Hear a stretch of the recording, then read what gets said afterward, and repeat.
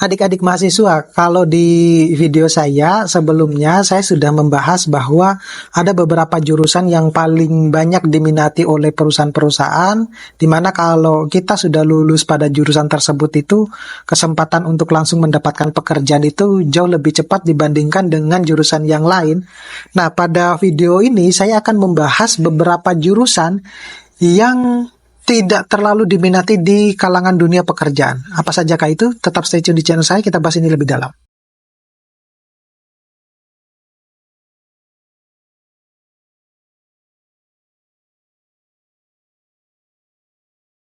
Assalamualaikum warahmatullahi wabarakatuh. Kembali lagi dengan saya di channel saya. Jangan lupa untuk dukung channel saya dengan tonton video saya sampai full ya. Biasakan juga untuk terus subscribe, like, share, dan komen ya. Karena nanti video-video terbaru dari saya itu akan saudara temukan terlebih dahulu. Nah, kali ini seperti apa yang sudah saya sampaikan di awal-awal tadi, bahwasanya ada beberapa jurusan yang tidak terlalu sebenarnya diminati oleh oleh kalangan-kalangan dunia pekerjaan, industri ya. Jadi ini mudah-mudahan bisa menjadi referensi buat teman-teman, adik-adik ketika memilih jurusan sebelum memutuskan untuk kuliah, jangan sampai salah mengambil langkah, salah mengambil jurusan ya. Nah, apa sajakah jurusan tersebut? Yang pertama itu adalah seni rupa dan kriya ya. Jadi di beberapa jurusan seni rupa, kriya dan kriya ini mungkin menghadapi tantangan dalam menemukan pekerjaan yang stabil ya, terutama jika pasar seni tidak begitu berkembang ya. Karena kenapa demikian? Di jurusan seni rupa ini lebih condong bahwa dia tidak bisa bersaing di dunia pekerjaan yang profesional gitu. Jadi dia lebih monoton untuk hanya bisa berkembang menjadi wirausaha. Jadi kalau kita mau terjun ke dunia yang mencari pengalaman yang lebih profesional ya, di dunia pekerjaan industri, misalnya industri besar, jurusan yang seni rupa ini masih jarang sekali diminati oleh kalangan-kalangan industri gitu.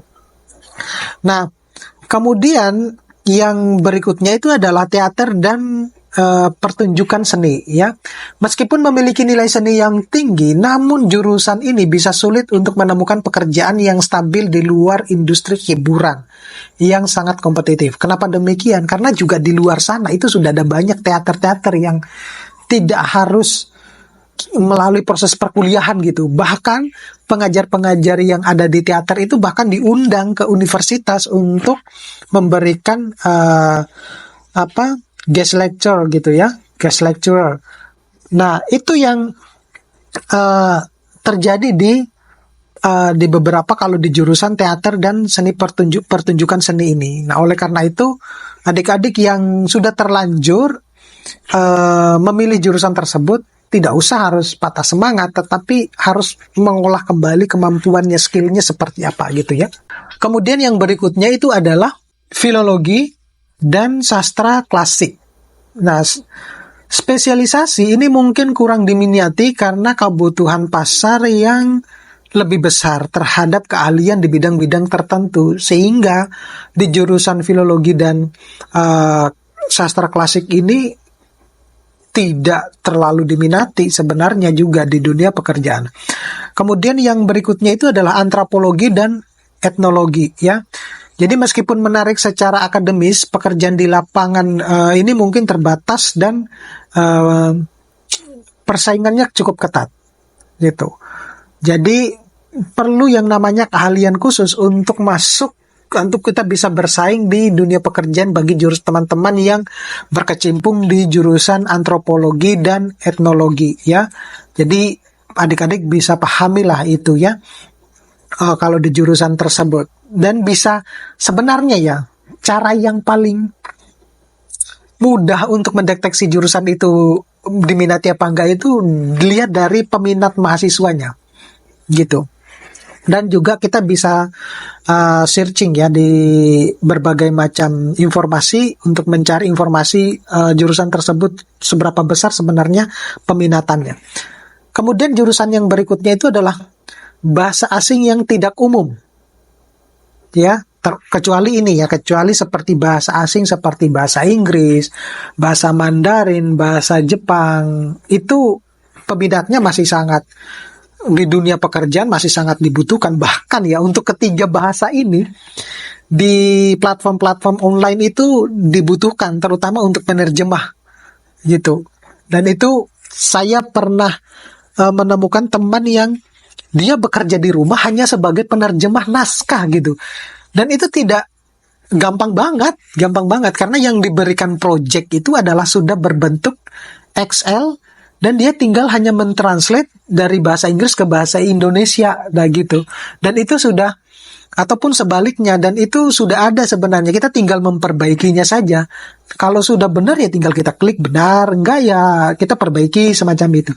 Nah, tetapi kalau bahasa asing yang tidak umum, ya ini tidak akan banyak diminati juga di kalangan industri. Oleh karena itu, saudara, kalau mau memilih jurusan yang bahasa asing, itu usahakan yang bahasa asing yang banyak peminatnya, yang bisa memiliki lapangan pekerjaan yang cukup besar, gitu. Kemudian yang berikutnya itu adalah jurusan berikutnya itu adalah sejarah, ya. Nah, sejarah ini anak-anak zaman sekarang ya, zaman sekarang itu sudah banyak yang tidak terlalu minat dengan yang namanya sejarah, gitu. Ya, jadi jurusan ini mungkin menghasilkan lulusan dengan pengetahuan yang dalam tentang sejarah seni misalnya ya, tetapi lapangan pekerjaan mungkin sangat terbatas, terutama untuk posisi yang memerlukan keterampilan khusus gitu. Ya, saya juga sedikit tidak terlalu begitu update kalau untuk informasi di jurusan sejarah ini. Kemudian yang berikutnya itu adalah filosofi ya. Meskipun banyak ya di teman-teman yang jago pembicara itu adalah rata-rata, bukan berarti rata-rata mereka yang kuliah di filosofi ya. Tetapi saya akui mereka yang kuliah di filosofi itu biasanya punya soft skill, kemudian punya public speaking yang bagus. Gitu. Sayangnya mereka tidak mampu menguasai atau tidak mampu mengeksplor keahliannya tersebut di dalam dunia pekerjaan. Itulah yang pada akhirnya jurusan ini tidak begitu populer di akhir-akhir ini, gitu. Kemudian yang berikutnya itu adalah pendidikan seni, tari, dan atau musik ya, atau musik. Jadi ini sudah seiring dengan perkembangan zaman ya. Ini sudah tidak begitu populer ya, meskipun saya menemukan beberapa universitas yang jurusan ini pada akhirnya tutup karena satu, peminatnya sudah berkurang, kemudian kesempatan untuk juga bekerja di lapangan pekerjaan di jurusan ini juga sudah sangat berkurang. Oleh karena itu, adik-adik yang sudah terlanjur di pendidikan seni ya, pendidikan seni tari terutama, ya ada sebenarnya tapi kecil banget. Jadi Anda harus bisa bersaing dengan teman-teman yang bisa bersaing ya dengan jurusan yang sama. Oke, terima kasih. Sampai ketemu pada video-video berikutnya. Saya akhiri. Assalamualaikum warahmatullahi wabarakatuh.